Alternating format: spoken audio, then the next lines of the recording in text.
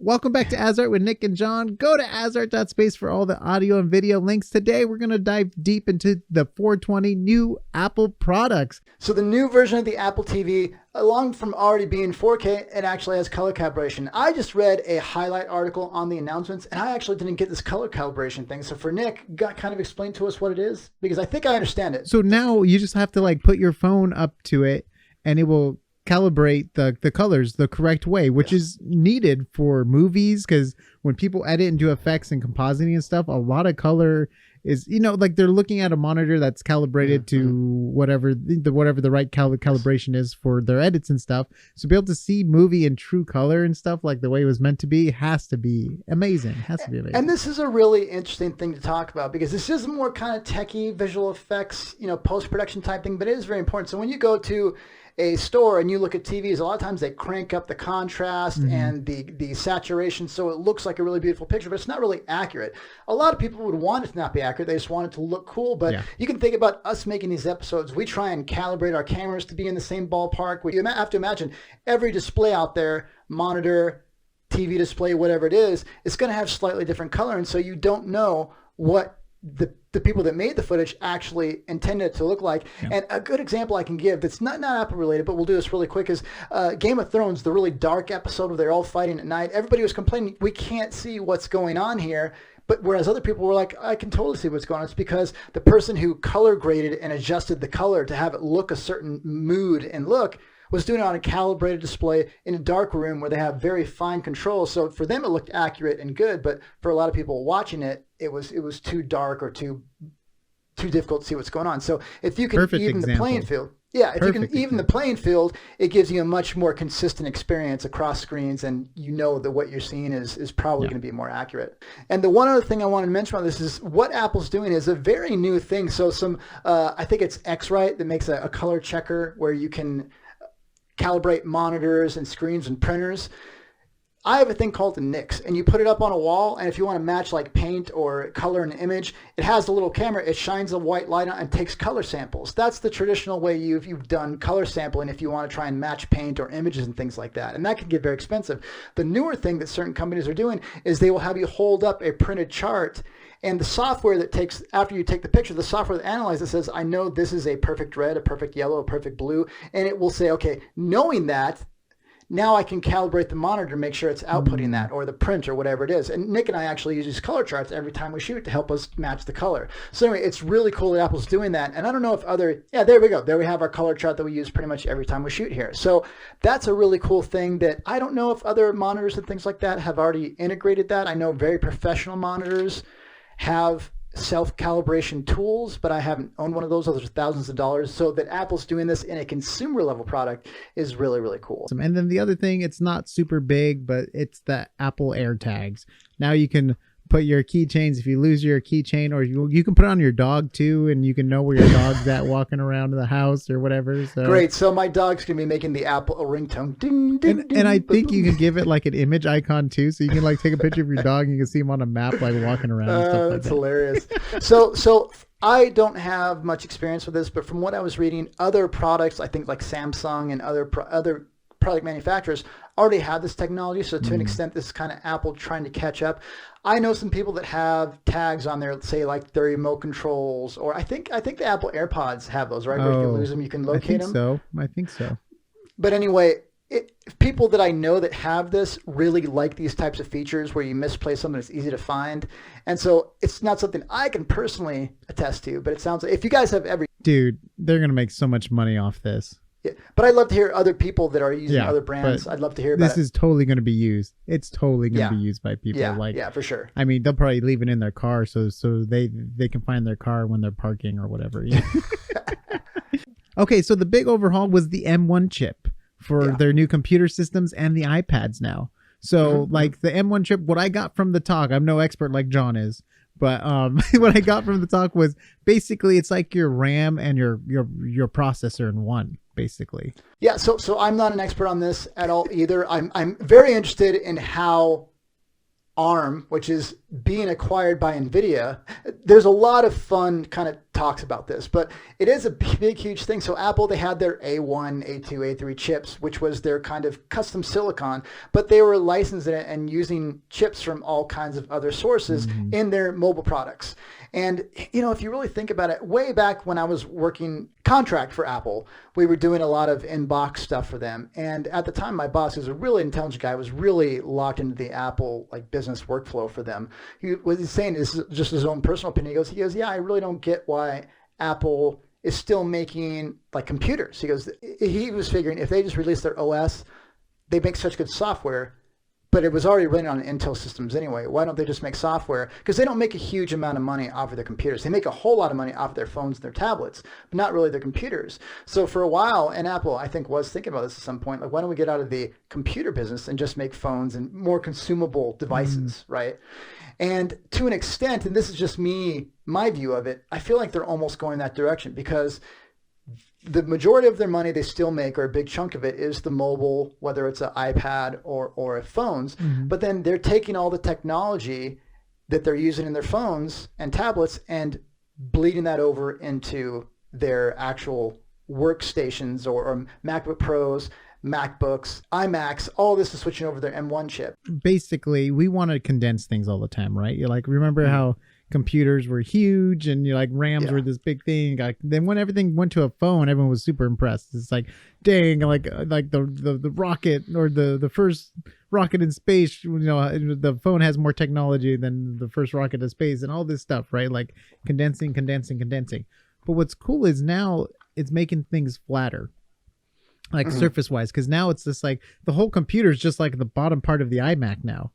And it's just like screen on top, which is just like, wait, what? Like, that's incredible. like that's super cool. Like what they're doing, you know what I mean? And it just gives me hope in the future for laptops getting smaller, or, you know, whatever, you know, like just keep getting smaller, where basically we'll just have the paper and be like, oh, look at this, you know, we have paper. But are you a fan of the color? So the color, so I know if you guys, I'm not sure if you guys that are watching are familiar with Apple's history, but I'm curious if anybody had that G3 color cube. Remember those really I used it in high Macs? school.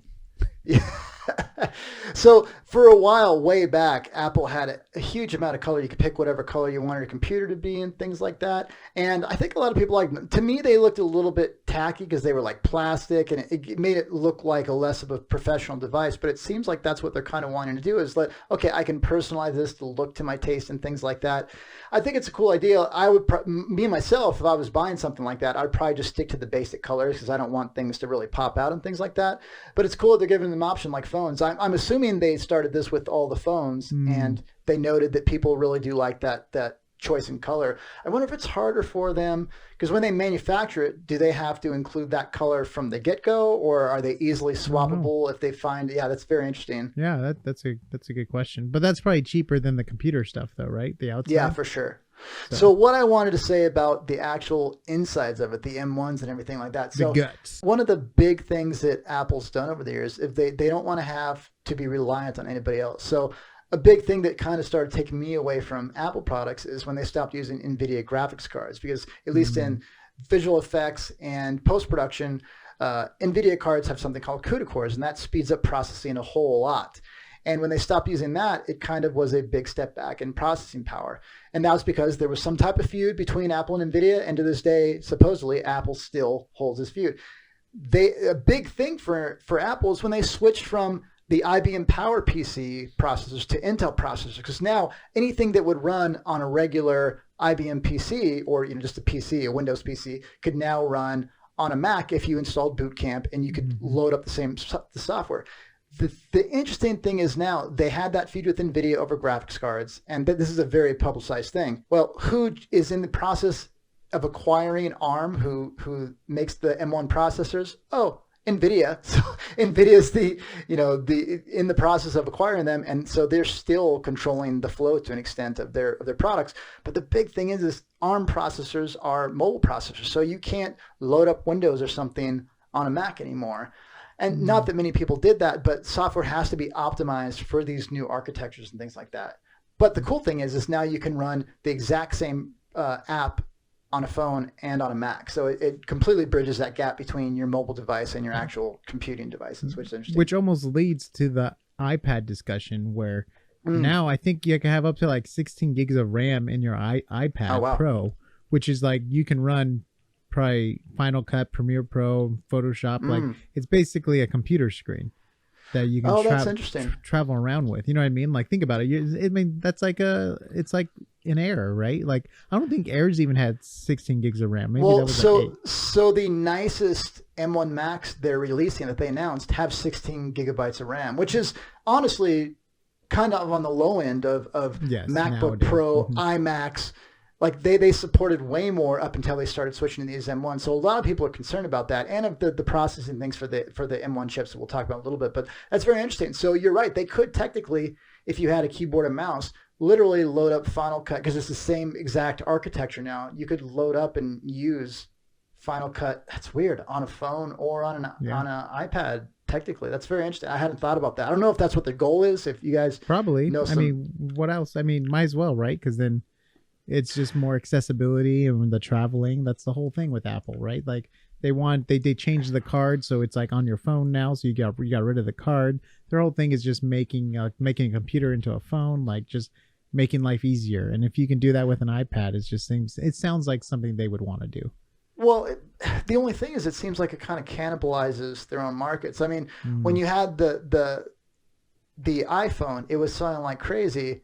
Then they had the iPad. Both sold very well, but some people are like, well, I don't need a computer anymore because I can just use my iPad for things. And tablets, as far as I can tell, have kind of fallen out of popularity after that handful of years where they were like the biggest, hottest items. I know a few people have tablets, but not very many people. If you guys, it's more business related now, right? Like think about it. Like a lot of people now, they have like a tablet when you check out or shop or you know what I mean. Yes, it's like a very like business thing to have. Like they're used probably in doctors' offices now, like for like like things. I mean that's just so convenient what they're being used for. They're probably used in schools a lot too. That's probably like what books are on and stuff. So like it's like replacing like books and documents and stuff like that. Yeah. I mean, to me, I still view the iPads generally as a consumer device because you're not really, it's hard to create stuff on a tablet, at least for me, but maybe that's because I'm kind of older school. I mean, think about the whole new generation of kids that have been growing up on a phone. Like think about like they already have the motion down for swiping and doing stuff with their fingers. It's probably so fast for them to do stuff. Well, I remember when one of the colleges I was teaching at, I was talking to the IT guys and a girl stopped by at the time and she was trying to edit a video on her iPad and she was having problems. And it's like, well, there is limitations there. But again, this is a number of years ago. So maybe it's completely, if you guys edit your content and create content, you're a content creator and you do that on your tablet or your phone, I'd be very curious to hear because again, Nick and I are kind of more used to the workflow of using an actual PC or a Mac, a physical device with a keyboard and mouse. I've been using phones for our TikToks. Yeah, that's true. Yeah, but it also depends. It's very specific content, and how do you prep your content and things like that as well. So that's a part of it as well. So I'm really curious. I know I'm asking the audience a lot, but that's good though. They can fill us in a lot. So if you guys have an M1 Mac at this point, I think the only thing that had been released was the Mac Mini, which are cool devices. The Mac Minis. I've had one many years ago, like the Intel Core 2 Duo or whatever, but. I'm curious to hear. So Apple says twice as fast, twice the GPU speed and things like that, but they usually aren't comparing to their flagship Intel counterparts. So I remember when they were comparing the new M1 Mac Mini, they were saying, twice as fast as blah, blah. Well, that was the i5 Intel processor, not the i7, the higher end line. They were saying twice as fast GPU. Well, that's compared to integrated Intel graphics. So it is faster, but they're also not comparing it to the higher end. The biggest thing, so let me ask you this, Nick. I know you're not super into this, but do you feel like, would you want to buy an M1 Mac that is very specific silicon to Apple's ecosystem where you can't maybe run processes, you can't run Intel-based stuff? Would that be a concern for you if you were a consumer and wanted to buy that? It probably would be with some of the programs I use because more than just editing, like we use a lot of 3D programs and, stuff where you would want to decent graphics card to run certain things, but like I get the whole spacing thing though, right? It's like I think they're trying to just show off, like, look at, we're fit everything within a size of a thumb, or you know what I mean? Like I feel like it's like bragging rights, like look what we're beating everyone to, which they have done in the past with like Thunderbolt cables and switching cables for faster things. And it's kind of like at first everyone's like, oh, I don't know, but then they use it and it's like, oh, this is amazing, and think how fast things transfer and stuff. So maybe what they're doing is good because it's going to maybe flip the mold where this will lead, because it's like USB-C, right? Like everyone was really mad at first but like in my mind, I'm like, 3 years from now, when everything's USB-C and there's only one cable you need, I don't need to like look for multiple cables and stuff like that. I kind of like, dude, I kind of like that. Yeah, and I have to say, I have to give massive credit where credit is due. Apple has changed the landscape a number of times over the years, and it was always very questionable, especially for power users at the time. They were the first ones to just the floppy disk drive, and everybody used floppy disks at the time, at least for certain tasks. And everybody's like, we need that. They're like, no, trust us, it's going to go away. And then everything was on optical disk drives. And then they were the first ones to get rid of optical disk drives. They said, no, trust us, it's going to go away. And then the biggest thing that kind of was annoying to me is when they got rid of physical wired headphone jacks in the phones, because a lot of people have really nice headphones they use. They're like, just trust us, the Bluetooth thing's going to catch on. And now I don't know many people who, when they're buying a new pair of headphones or earphones or anything like that, they buy a wired. Usually it's all wireless, and it'll have a jack. Like I'm jacked in right here with the physical cable, but these are Bluetooth headphones if I wanted to use them wirelessly. So they've done a wonderful job of that. And especially when they announced the M1 Max were coming out, I was like, that's a mobile processor. They're completely dropping the ball here. But people that have gotten these Macs are saying they perform very well. And more than anything, they are ultra quiet because they don't generate much heat, completely silent. Like I don't think the Mac Mini even has a fan. And a lot of these are going to have just a little teeny tiny fan, so they're not going to be loud. And the battery life is supposed to be absolutely amazing because they're based on low power mobile chips. So, and we have to remember, this is first generation M1. They're going to have M2, M3, M4. It's just going to get better from here. And so this is first. Me personally, I'm just bummed about like not buying the cheaper version and upgrading it later. I feel like with the RAM and like memory, like not memory, but like processor, like it feels like you're stuck with what you got, which Apple was kind of already going that way anyways. It got harder and harder to update stuff, and like but I see it from their business model too. Like they probably get more money up front from people who know they're gonna need more power or whatever. And well, a good example of this is, for the longest time, this is going gaming nerdy, but I did have Nintendo and things like that, but mainly I've been a PC, Windows, and DOS gamer over the years. And there's a lot of modularity there. You don't have to buy a new system all the time. You can upgrade it over time.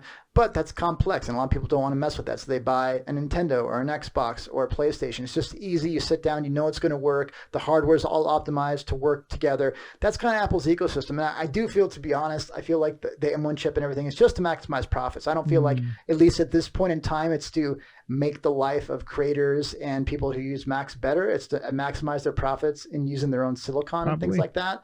But at the same time, you give them a few generations and they might actually, like, I see a lot of people that aren't Apple fans saying, you know what, this is a good breakup in the market to where they're pushing the envelope in a different direction. Whereas if AMD and Intel are only making regular CPUs they were used to, we're getting better, but Apple's kind of going in a different direction. So it's very interesting. Which the market always needs to do and have to do to evolve. And it's also, if Apple doesn't do this, then we won't get other technology to compete against theirs. It's good. It's good for us too, because by them doing this, it's going to push Samsung and other companies to want to outdo them, and so it's going to be good overall.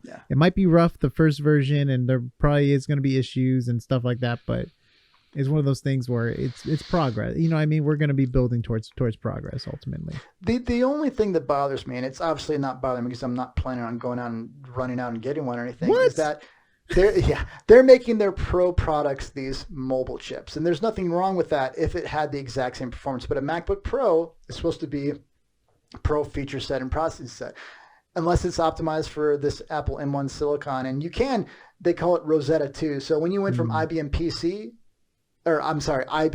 Power Mac chips to the Intel chips, they had a thing called Rosetta that would basically convert. Rosetta is like a language thing, right? Rosetta Stone. And it would convert the instruction set and run it on Intel processors. Now they have it going from Intel processors to M1, but it has to recompile the program, and it's probably not going to run as optimized if it was natively compiled for that or made for that. So it's tricky in that regard. So the M1 Mac and maybe even the base iMac, I don't think that'd be a big deal because those are more... You can create stuff on them. They're made to be more consumer devices, right? Phones and things like that for sure. and those are really powerful. Your phone that you carry in your hand can do a lot of stuff. But Mhm. MacBook Pro and iMac, Yeah. you know, a high-end iMac, I feel like that should still be the most powerful things you can get.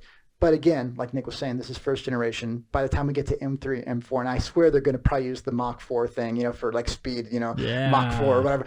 But I think it's going to be very interesting to see where it goes. Mhm. But I feel like what you get for the money as far as 16 gigabytes of RAM maximum and things like that, and the GPU, it's a little bit on the low end. But again, I'll be curious, people that are seeing this as they start buying these devices, please let us know if you're really enjoying your devices. Yeah. And then the last thing I want to touch on is the Apple Podcasts. They're updating the Apple Podcast app. Oh, I didn't know that. And they're going to be doing, I think, subscription-based stuff too now, where like you can subscribe and it goes to the creators and you won't get ads and stuff like that. It's kind of like YouTube Red. If you guys enjoyed this video, give it a thumbs up. We post tons of good tech reviews too. We did some on Unreal where we compared it to their new Unreal 5 to 4, and we did some cool stuff with the Mandalorian VFX with the whole stage thing using Unreal. So subscribe to our channel. We post tech videos every so often. By the way, you can listen to our podcast and on iTunes and Spotify, which is awesome that we've been posting there more lately, and we're getting excited about it. And go follow us on TikTok. We've been posting daily videos on TikTok and just having so much fun doing funny shot comparisons or like Ghostbusters and Terminator. Go check it out. There's a lot of good content there. See you on the next AsArt. Yeah.